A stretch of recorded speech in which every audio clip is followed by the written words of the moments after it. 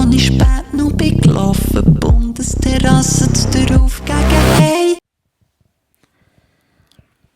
Ich war 80 und über die Compilation von «Nächte wie hier» Songs für Nachtschwärmer bin ich zu Matterrock gekommen.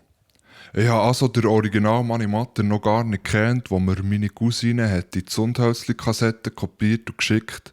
Ich habe mir extra für 50 Pesos einen Walkman gekauft und das Tape vor- und rückwärts gehört. Ich war gefangen von dieser Stimme, von diesen Geschichten und von dieser Ikonen.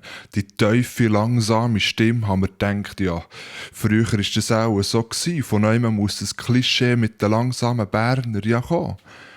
Wir dann mit der Family in die Ferien.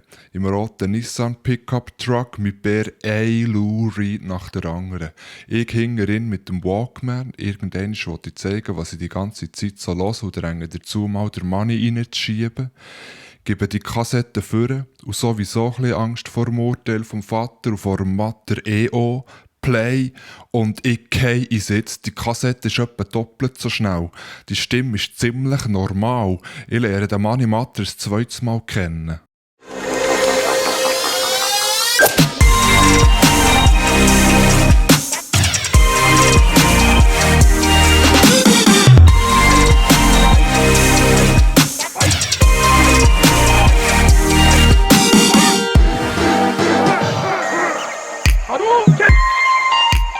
Was ist ein Burger mit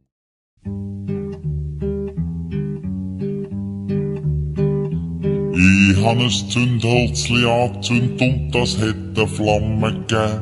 Und ich habe für die Zigaretten Feuer vom Hölzli nehmen.